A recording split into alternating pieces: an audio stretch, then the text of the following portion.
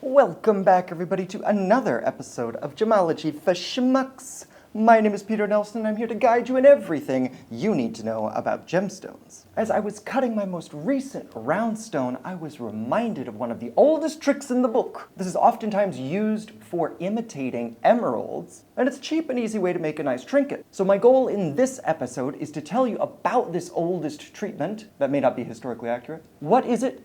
How do you detect it, and how does it affect the gem market? So this oldest of treatments is actually indicated by this comically large gemstone right here. But this isn't something that you need to worry about in the gemstone market, because it's ginormous, and what, you can make a pendant out of it? I doubt it. Even I'm not that flashy.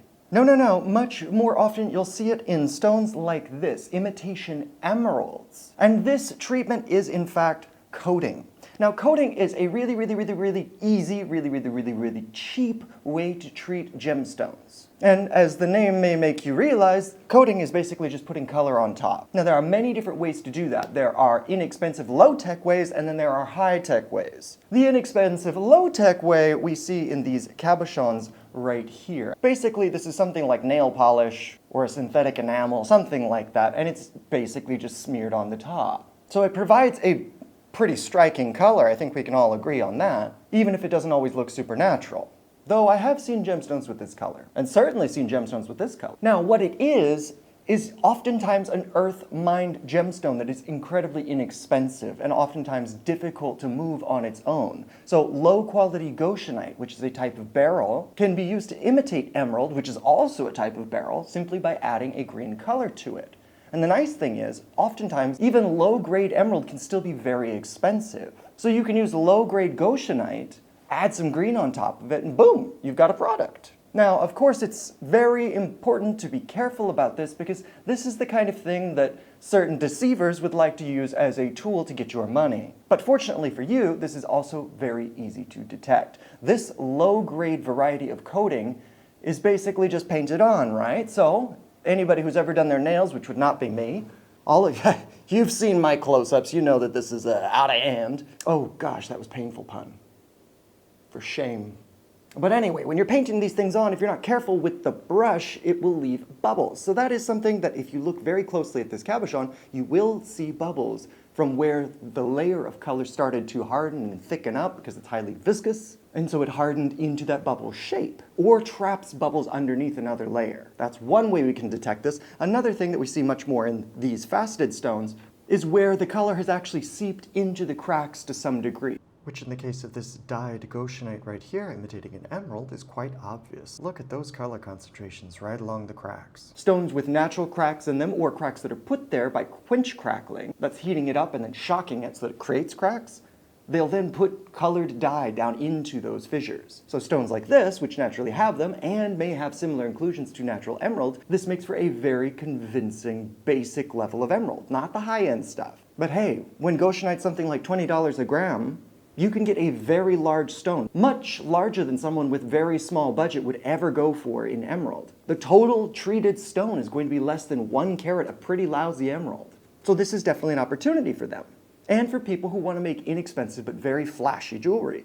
You want a big old emerald ring? Just make sure that when you're selling it, you call it treated goshenite or imitation emerald. It cannot be called emerald on its own. That would be deceit, and also illegal in the United States. Food for thought. Now, this is the low-tech variety of coating. The high-tech variety of coating you would see in other faceted gemstones. And more often, this is in what people call mystic topaz or mystic quartz, and aqua aura, and all these other fantastic names. But the high-tech version basically uses metal oxides or other coloring agents and sputters it in controlled conditions on top of the stone. So the coating is much more even. Some processes even go a little bit further and they will kiln it or heat it up in a controlled environment so that the color bonds to that top layer of the stone. This is a lot like what they would do with car parts. They will spray it down with their coloring agent, put it into the kiln, and it creates a nice, smooth, glossy coating, which makes it much harder to detect. Sometimes the color will give it away, sometimes the color will not. Now with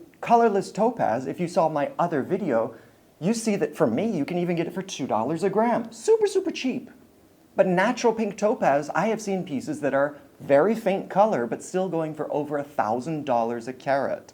So whether you're trying to make a trinket that's easy to buy and sell, or you're a deceiver that's trying to get people's money, this type of treatment is an opportunity, and so we have to be very careful about it. So how can we detect it? These high-tech versions of coatings, we would need to take a gemstone and reflect it in light and look at that luster. If it has a super high metallic luster, that's unusual for most gemstones, especially if we believe it to be pink topaz. Pink topaz should not have a metallic luster. A crispy white luster, yes, but not a metallic luster. So that would be the big giveaway for a flawlessly treated stone. So let's talk about durability for a moment. If this is a stone that has been worn or put into jewelry at all for any length of time, we may expect to be some wear and tear, which this comically large gem actually shows. Right here on the facet junctions, it's kind of nibbled away and the color is starting to peel off, because it is only a skin-deep layer of beauty, assuming, the color appeals to you. So scratches and peeling and differences in the color will show us that this may be a coated stone.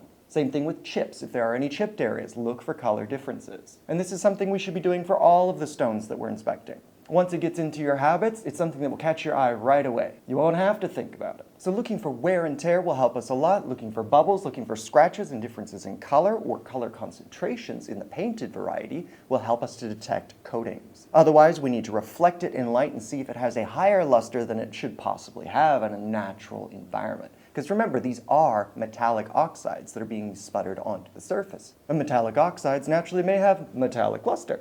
So why are we doing this? There's always the two options. Some people are using goods that might otherwise be unmovable and adding value to them, creating trinkets out of otherwise white, heavily included goshenite or topaz, things like this, and turning them into bright, sparkly costume jewelry material. And of course, you've always got on the other side the deceivers. And the best thing that you and I can do is to be aware of these types of treatments, what they look like, so that we can detect them. Because if deceivers have no space, they'll go to somewhere else and try and deceive someone else with different tools. And that's what we want, because you can't catch everyone. But what you can do is leave them no space. Just like back in the day, if you took over a castle and you really didn't like those people, you would salt the earth. Good luck growing your potatoes here, chief. So anyway, if you've got any other questions, please head over to gemshepherd.com where you can contact me directly. Otherwise, you can read blogs about investing in jewelry. Otherwise, hit that like button, hit that subscribe button if you haven't already. Tell all your friends about me, and until next time, bye-bye.